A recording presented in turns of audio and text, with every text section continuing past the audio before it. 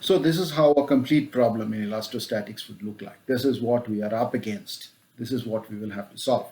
So in an elastic problem, you have your usual potato, and at any point x inside the potato, you have to solve for a displacement field, which is a function of the position, displacement field u, whose gradients are assumed small. Whose gradients are assumed small. This is because we are dealing with small deformations in this course.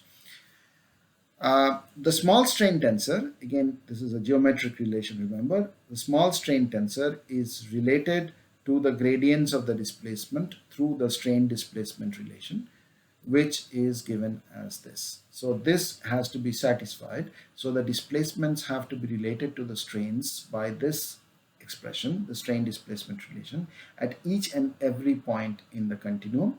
Also, we now have a constitutive equation which we are taking to be linear elastic and most cases isotropic, where stresses at every point have to be related to strains through this constitutive equation, or this in the initial notation.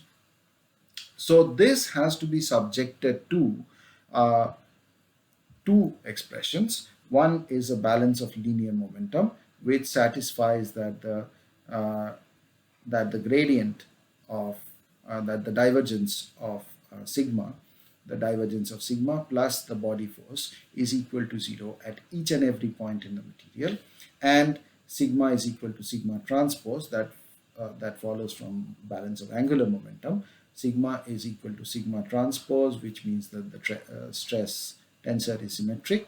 Sigma ij is equal to sigma ji at each and every point in the volume. On the boundaries, you can have two kinds of boundary conditions. One is on some part of the boundary, which we denote by the blue part. You can have the u specified, the displacement specified, and that part of the boundary we call delta vu. And then on the red part of the boundary, which we call delta tv, you can have the tractions specified, which means from the Cauchy relation, this is the specified traction. So the stress at a point just right next to where the traction is specified, stress at a point right next to where the traction is specified, is given in terms of the normals at that point by the specified traction. So sigma n is equal to t bar, which is the specified traction, on delta tv, and we have the total boundary formed by delta vu and delta vt. So they together form the total boundary of the body, but at no point on the boundary can they overlap. There cannot be any overlap, any part of the boundary on which both this and this are specified. So you basically have to solve this expression. You have to solve the balance of linear momentum for a symmetric stress tensor, subject to satisfaction of the constitutive equation, subject to satisfaction of the strain displacement relations, with these kinds of boundary conditions, these kinds of either of these two kinds of boundary conditions given.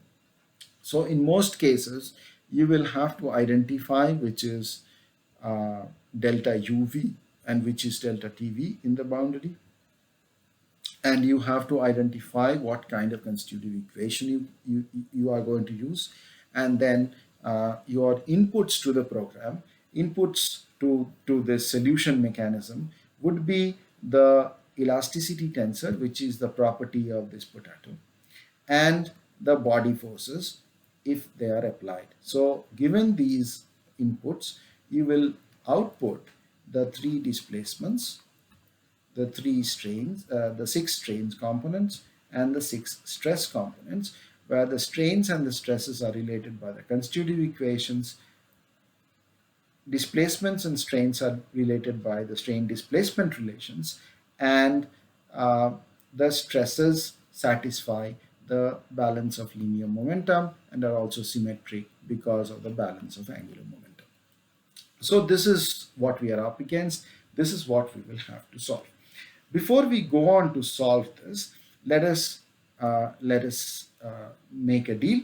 So this is an input. This is what an input pair is going to look like. So this is a generic input to a problem in elasticity, and this is a generic output. Given this notation that this is a generic input and this is a generic output, let us quickly go through a few important theorems that a solution to an elasticity problem always satisfies. One we have already seen that phi has to be greater than 0. The strain energy density function has to be greater than 0, which means that the elastic Young's modulus has to be greater than 0, and nu has to lie between zero point 0.5 and -1 for an isotropic material. So this we have already seen. There are a few other theorems which we will quickly go through, not spend too much time on the proofs, but quickly go through them. The first is the principle of superposition. So if you have two inputs to the same problem meaning you have a body which is V, occupies the same space, and in one case has the same properties, see, so its elastic properties are the same, but in one case you subject it to body force B1, and in the other case you subject it to a body force B2. In that case, in the first case, your solution is S1, which means you have a U1 epsilon 1 sigma 1, and then when you apply B2, your solution is U2 epsilon 2 sigma 2.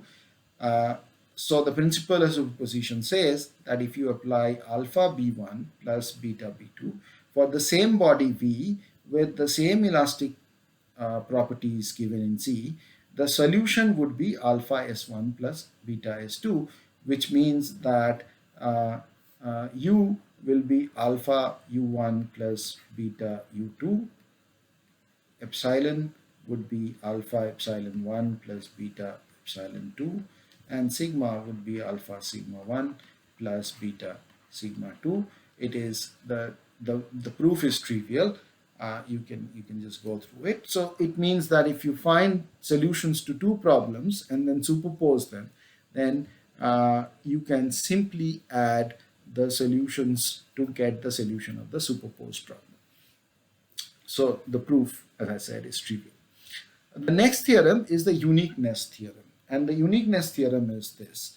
Uniqueness theorem basically says that suppose you have again one body which is occupying a volume V, and inputs to it are C and the body force B, they are fixed. And suppose it has two solutions. So the boundary conditions again are U1 and U2 on del VU is same. Sigma 1n and sigma 2n are same on delta VTU, and just assume that it has two solutions possible. Solution is not unique. So one solution is S1, which is U1 epsilon 1 sigma 1, the other is S2.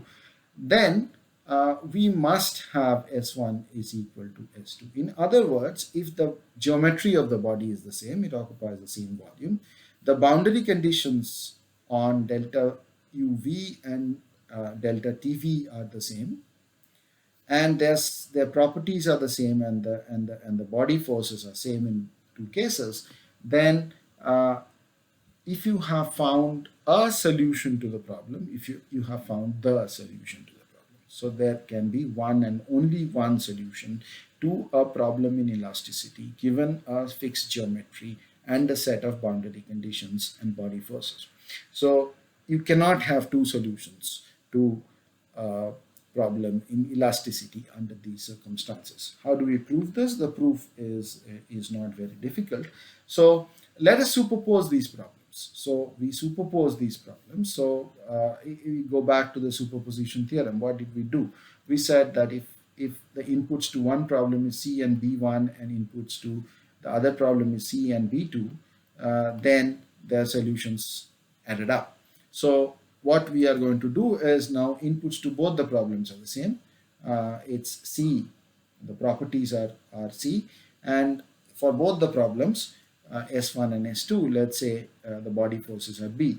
So when we superpose, we take alpha equal to 1 and beta equal to, let's say, -1, and superpose, then the superposed problem has properties given by C, and there are no body forces because the body forces cancel out. B1 is equal to B, B2 is equal to B. So you have zero body force. And this problem, its solution, let us write it as S, which is going to be S1 minus S2 by the superposition theorem.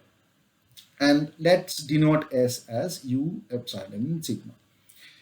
On the boundaries, because you have superposed the problems, both had you have taken the subtraction of the two problems as the superposition. So on the boundary you have u given as 0 because u1 is equal to u2, and sigma n is given as 0 on delta tv because sigma 1n is equal to sigma 2n on dtv. So basically what you are asking is that I have a problem with null body forces. Okay, I have a problem with no displacements applied, zero displacements applied on delta UV, zero tractions applied on delta TV. What would be its solution S? What would be its solution S? And that solution is actually the different solution of this problem and this problem. Now we are going to show that this problem can only have one solution, which is U epsilon sigma are zero everywhere. That's what we are going to prove. Use epsilon sigma have to be zero everywhere, which means that S1 and S2 are basically the same problems and they have the same solutions. Okay. To show that, let us prove this. Let us do a proof which we are going to use in a moment. So let us prove this to phi. Phi is our strain energy density. Let's go back and prove this. Okay, so let's prove this because we are going to use this quite a few times. So remember, phi is equal to half sigma ij epsilon ij, and this is strain energy per unit volume, and I want to calculate twice phi dV over the volume V, which is half cancels, half and 2 cancels, so that is sigma ij epsilon ij dV. This is what I want to calculate. Now now look at this term. This is sigma ij half ui comma j plus half sigma ij uj comma I dV. But remember that sigma ij is symmetric, so I can write this, I can erase this and replace it by sigma ji. Both j and I are repeated indices, as are I and j in this term. So basically you realize that this term and this term are the same. So I can write this as 2 times half sigma ij uij. That means I can write this as sigma ij ui comma j dv. So I can write it like this. This is a very convenient form. So you can do this because sigma ij is symmetric. And now I can do even more interesting step, which I'm going to use many times later. So I can write this as del xj of sigma ij ui minus sigma ij comma j ui dv. Okay, and then you will see that the first term I can apply the divergence theorem because it's a whole derivative.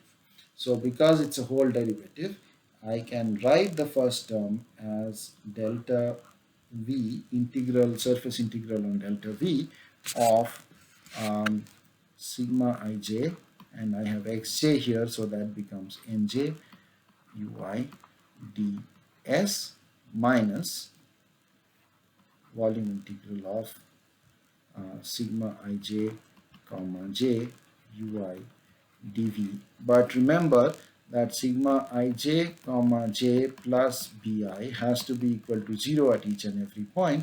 So sigma ij comma j is actually minus bi. So this minus this becomes plus, you have bi ui here, and this sigma ij nj is your applied tractions on delta vt only, delta vt only. On delta vu there are no applied tractions, so on delta vu this doesn't arise. So this is only valid on delta vt. You have the applied tractions. So what you have proved here is the following.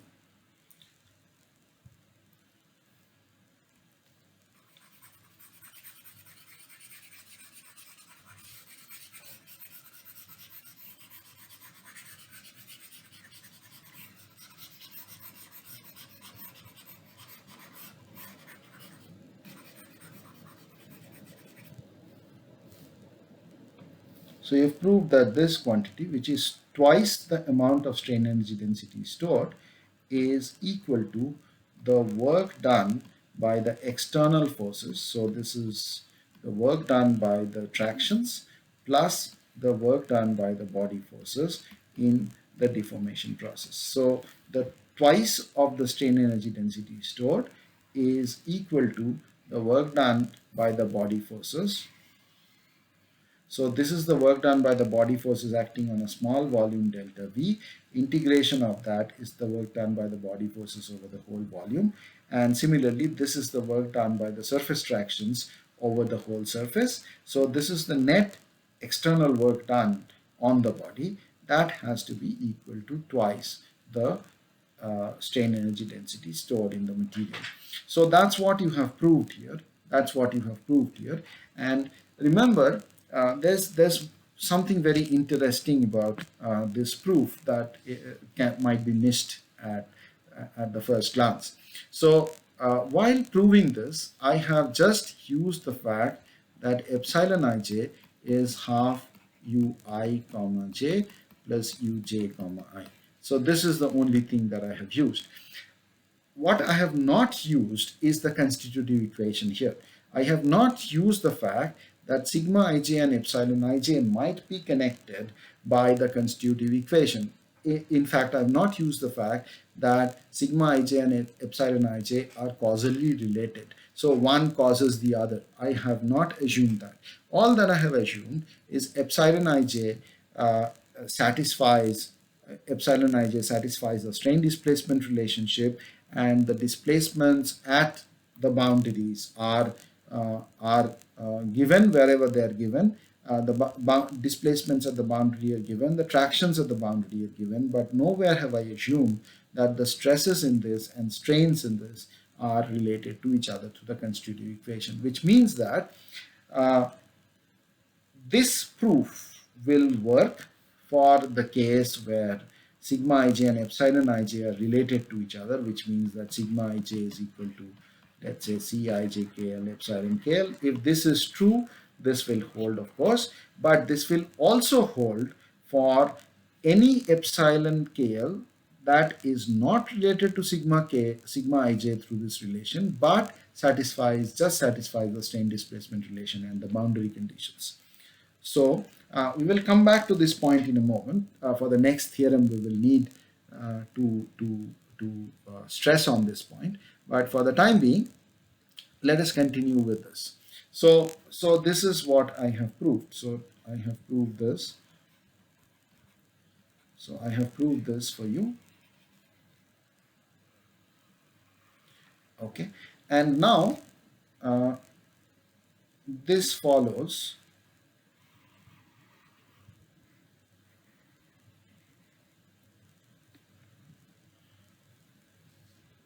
And for S, for the solution that we are looking at, the uh, null solution, if you may call it that, the solution where the body forces are zero everywhere and on the boundary u is equal to 0 and sigma n is equal to 0, in that case, this is 0.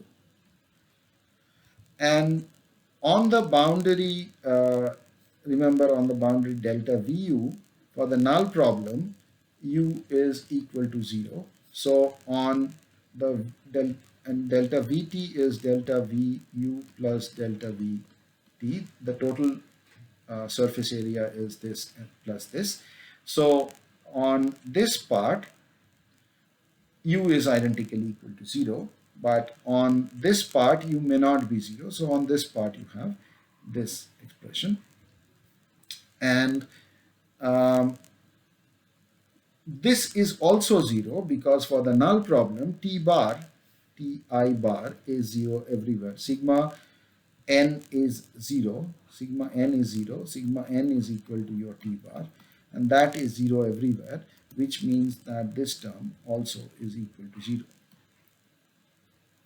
This term also is equal to 0, but remember that phi has to be greater than 0 everywhere. Okay, and phi is greater than 0 and the right hand side is equal to 0 can only happen, phi is greater than equal to 0 everywhere. So phi greater than equal to 0 while the right hand side is identically equal to 0 can only be satisfied if phi is 0 everywhere. And if phi is 0 everywhere, it is possible if uh, all terms in this solution, all the displacement strains and stresses in this solution are identically equal to 0, which means S1 is equal to S2, and therefore you cannot have two solutions to the same problem in elasticity. The solution to an elasticity problem is unique, again because of the existence of the strain energy density function. Uh, the third theorem is called the reciprocity relation or the reciprocal theorem. It's also called the Betti-Rayleigh reciprocity relation. Uh, it goes like this. Suppose you have two problems, same elastic constants and two sets of inputs. Body forces are different. So the solution to one is S1, the solution to the other is S2. And on the boundary conditions, on delta Vt, in one you have the boundary condition given by T1 bar, in the other you have boundary conditions given by T2 bar. On delta uv, in one the boundary condition is u1 bar and the other the boundary condition is u2 bar. The reciprocity relation tells you that the work done by the tractions of one on the displacements of the other, body force of one on the displacements of the other, is same as the work done by the tractions on T2 on the displacements of U1, B2 on displacements U1. So this is the reciprocity relation. We are not going to prove it in detail, but this is where the discussion that we had about this integral, the discussion that we have had about this integral comes into picture. Remember, this integral is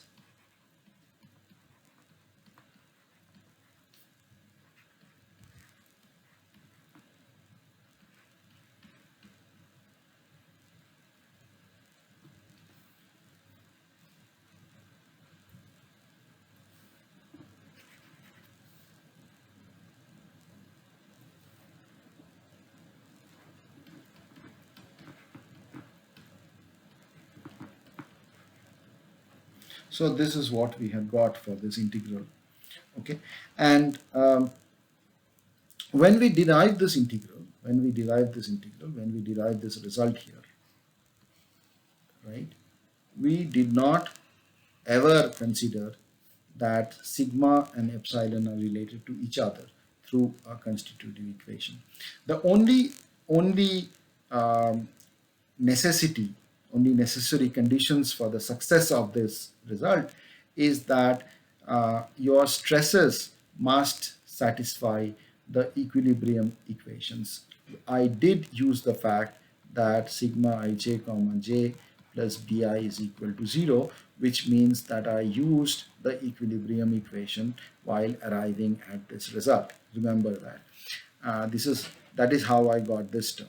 So this I used, and any stress that satisfies this is called statically admissible. Statically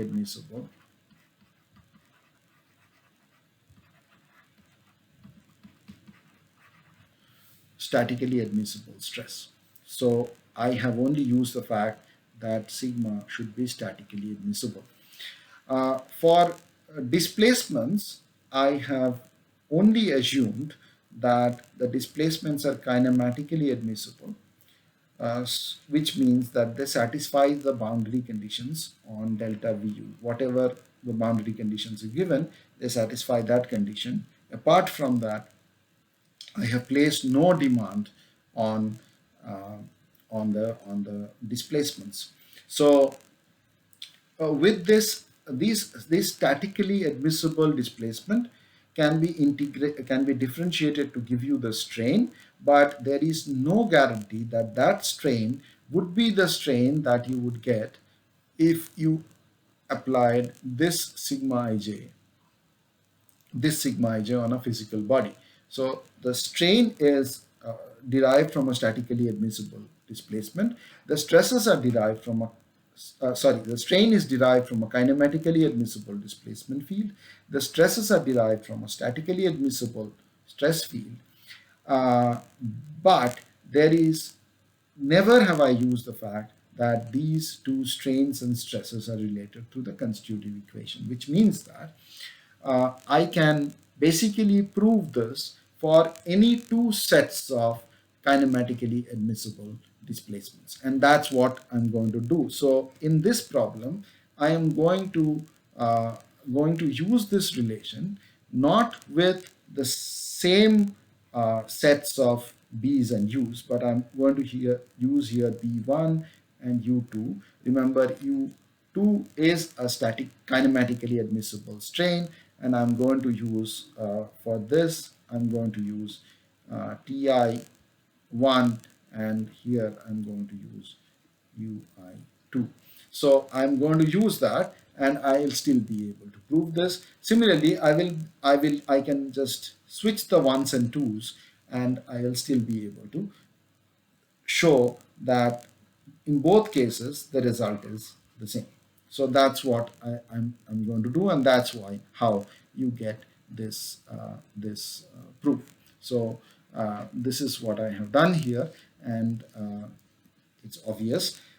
You will get uh, you will get the result if you just follow the arguments given in this slide. So these are the three theorems that we wanted to look at, and this is where we stop for this week. Um, Next week we will look at a set of problems that we can actually solve and get the results out, get the strain, stresses, and displacements out. That's for next week.